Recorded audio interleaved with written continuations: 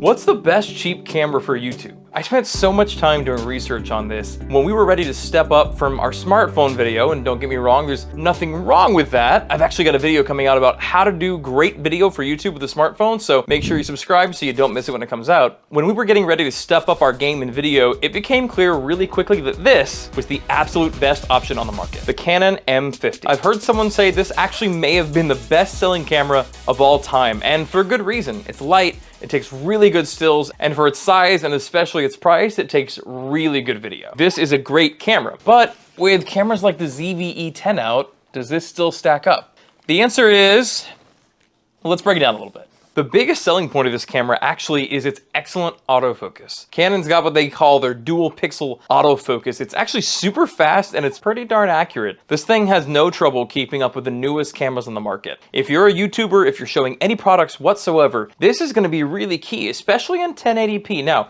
you can go to 4K for this thing. I wouldn't recommend it, but in 1080p, the autofocus on this thing is an absolute dream, and even the newer ones on the market aren't quite as fast as it is. Next is the fully articulating screen.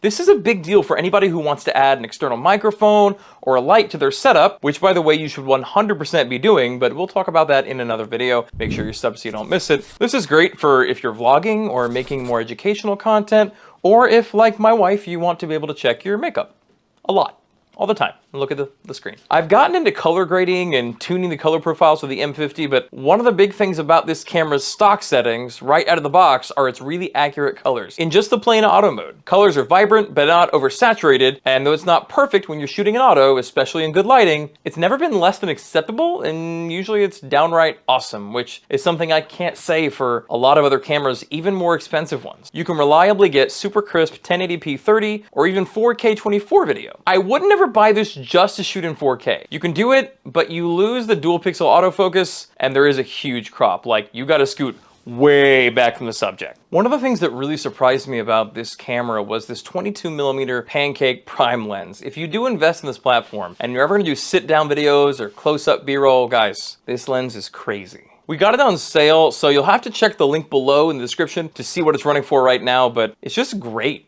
Being an f2.0 lens means you can push it all the way open and get really great bokeh effect in a lot of settings with even just decent lighting. And yeah, that's great for video, which is what we're talking about, but it even helps with really amazing stills. Look how tiny this thing is. I mean, even with it on the camera, and I'll show you what that looks like here. It's so slim, it makes this thing super pocketable, but like maybe don't put it in your pockets. By far though, my favorite feature about this camera and what's made it a great deal for us and still a strong recommendation for most YouTubers today is the price of it. You're getting an excellent mirrorless camera, super light, super versatile, and with the kit lens, it still comes in only around $700.